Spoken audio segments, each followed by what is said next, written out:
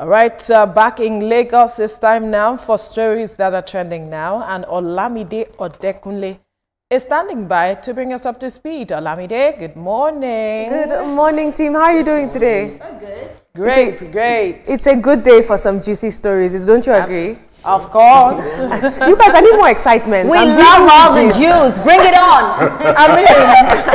I'll take it away. Good morning, Nigeria. I love to say that TVC has a finger on the pulse and our eyes constantly on those streets. And if it's a story that's trending and making the rounds, we're going to bring it on here and have dialogue about it. And our first story, the founder of the Salvation Proclaimers Anointed Church, also known as SPAC Nation, Pastor Toby Adegboyega, has addressed allegations that he used artificial intelligence to fake a video of himself stepping out of a £580,000 Lamborghini Revuelto. Now, these claims originated from a TikTok user who pointed out visual inconsistencies in the viral clip, suggesting that the entire scene was digitally created by Pastor Toby to project a false image of wealth.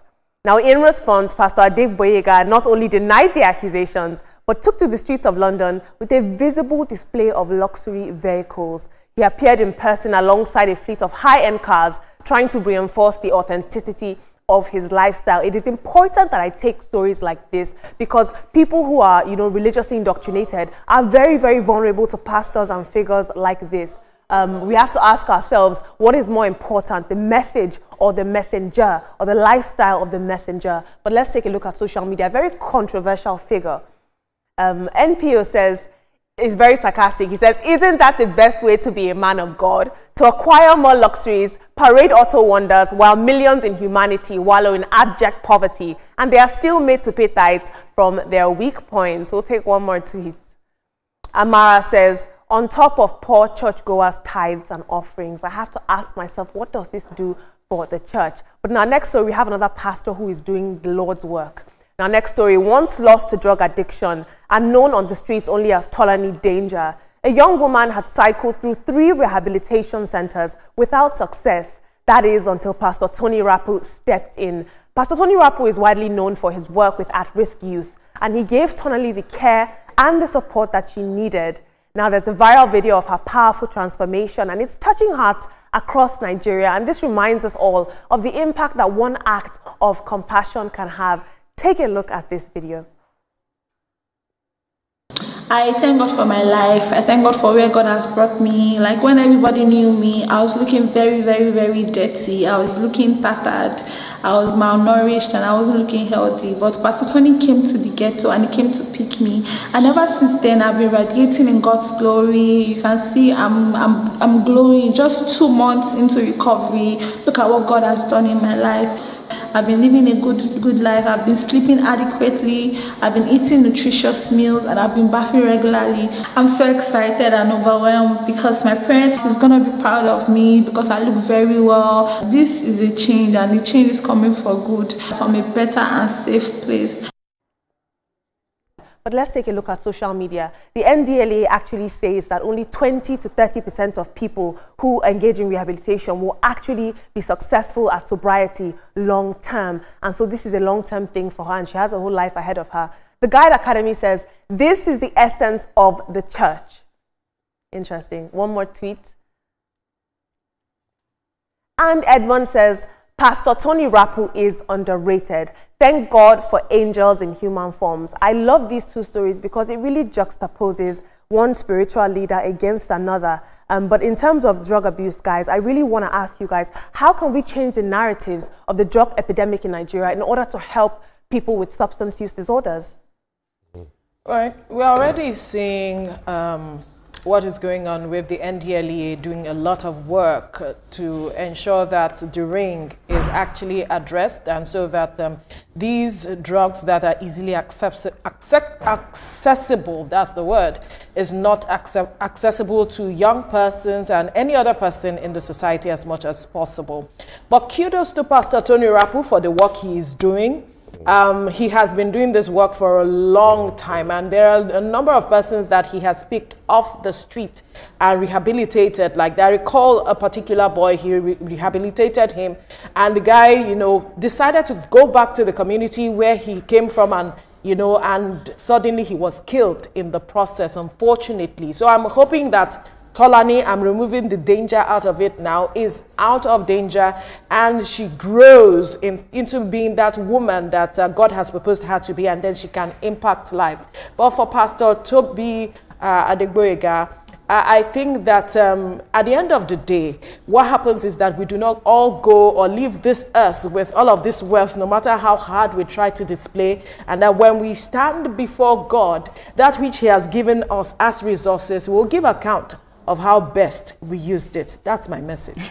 Of course, and let's understand that many are called, but only a few are chosen. And I love the fact that we just spoke about 2 pastors. So I'm sure that as human beings, as intellectuals, we'll be able to differentiate and pick the shaft out of what we're saying. But for Tolani, I'm very happy for her. Her story shows resilience, it shows power, and it also shows that you can always have a second chance at everything. We need to give the pastor his accolades for doing that for her. She's not more Tolani Danger. She's now an amazing woman that will take up in society and do great things. I couldn't be more proud of her. And also, talking about drug abuse, I don't know if that woman is the mother of the children or the grandmother or whatsoever. I always say you can give birth to children, but that doesn't make you a mother, because I do not understand why you will be together with your children taking drugs. Like, we have seen the effects of drugs.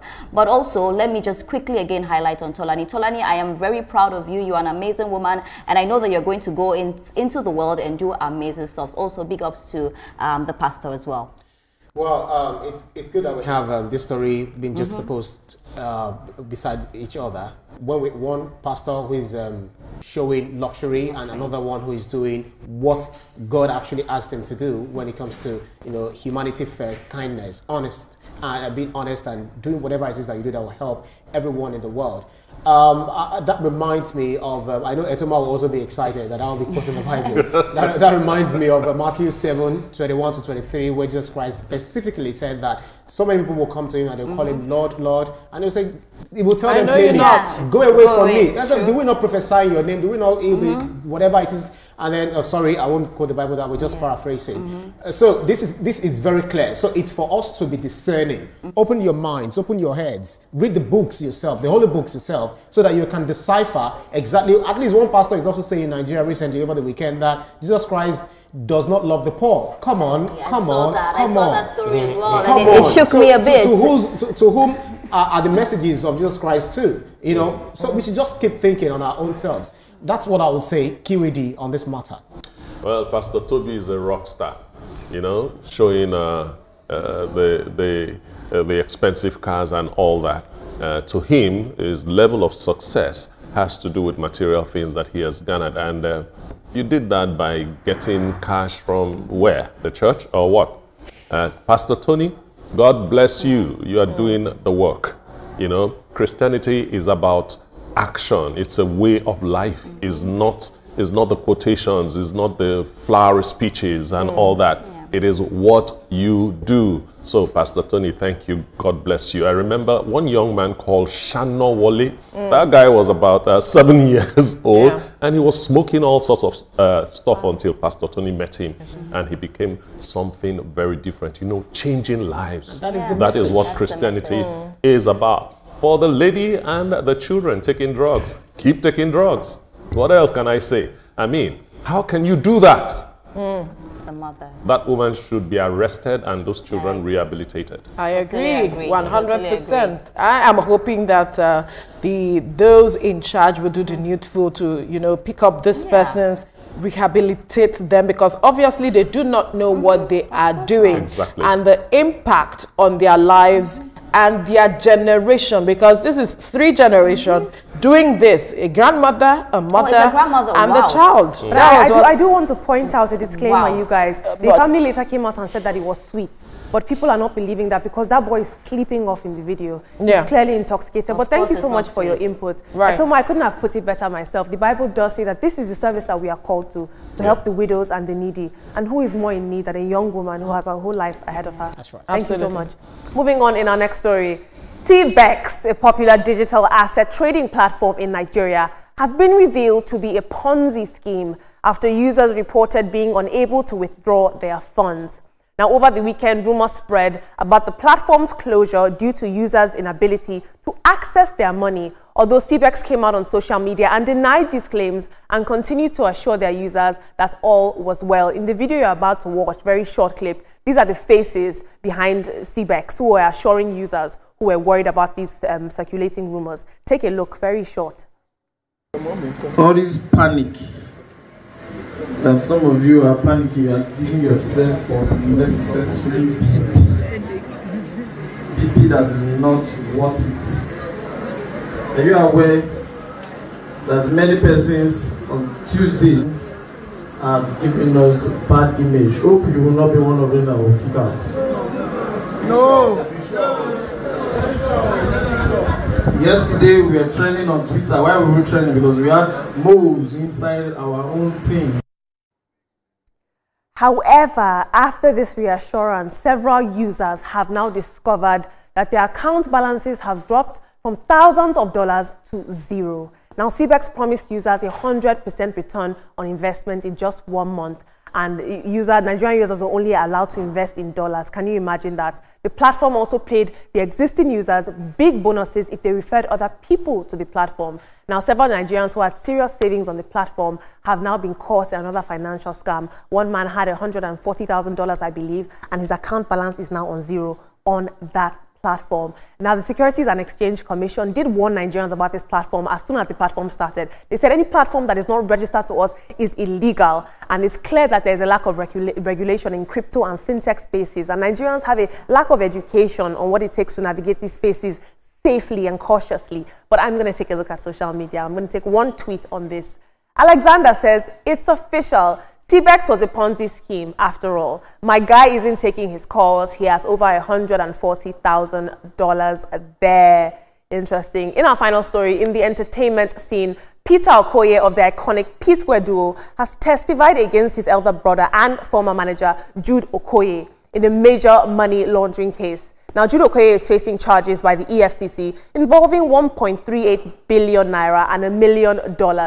Now, at the Federal High Court in Lagos yesterday, Peter revealed that Jude allegedly used a company he secretly registered, Northside Music Limited, to collect P-Square's royalties without proper disclosure. He also said that Jude refused to provide financial records and was acting as the sole signatory to P-Square's accounts. He said that he uncovered suspicious financial overlaps from Jude's dealings with their money. This is serious. Blood, is it thicker than water? We got to ask that question. I'm going to take one tweet on this for a lack of time. This is EFCC, by the way, saying the EFCC has presented its first witness, Peter Okoye, against his brother. But before I hand over to my team, I'd like you guys, and I'm hopeful that one day you will, if you think that you have an interesting perspective you'd like to share with us, please tag us with the hashtag trending now on TVC on any social media platform. I promise that we are listening. I mean, what does it take to go and testify against your own brother? You must be upset. You must feel slighted. It's beyond upset. It's giving Cain and Abel. With the two brothers, I'm just surprised, and I'm saying that we are tired. Can't they solve these things, out of the camera and everything? How can brothers be fighting over money? And I've followed the P-Square story because I've actually had exclusives with one of them. Like, we did an exclusive interview, and I feel like they are amazing people. So if you ask me, I'll say the devil just got into the family, because I don't understand how two brothers can now hate each other over money. What is money? Just money, and it's not like they are poor. So I still need to find. I'm trying to investigate this thing, Olamide. I'm telling you, I'm an investigative journalist in this issue because I want to know, is it from the family? We're going to need the scoop. Is it from the family? Is it a family issue? Because I cannot comprehend why two brothers hate each other like this. It has become a family issue, and it's been a family issue because they were all working together over the years, and Jude was their manager, and unfortunately what is going on now. Somebody obviously opened the door to the devil, and the devil is taking advantage of what is going on now, unfortunately. But as it stands, I wish that they can sit together and speak to themselves and resolve this matter as against going to the courts, but it seems like they cannot have that conversation. But I'm hoping that the courts will put an end to this whole matter, and that each family member can sit and, you know, have this conversation. It's interesting to see that their wives are friends. It's just the brothers that are not on, you know, on the same page when it comes to business. Then the other matter, it's sad. It's really sad. I'll just have to leave it here because of time. When you see two families fight, I mean, family members fighting, check money, women, not you guys. Yeah. So I think it's a family problem for the. Come on, Etoma, come on.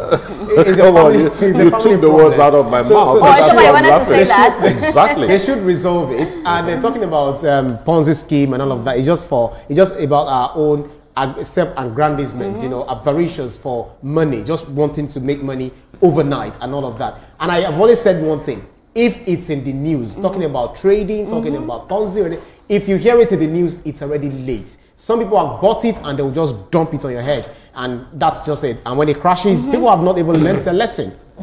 At times it's good you are old school, you know. We do business the old way, you know. You buy, you sell, you invest in shares. You see what you're buying. You see what you're buying. See what I'm buying. You do this, I don't press no computer and I expect money to show up. I have not fallen victim of any Ponzi scheme, and that's because that's the view that I hold.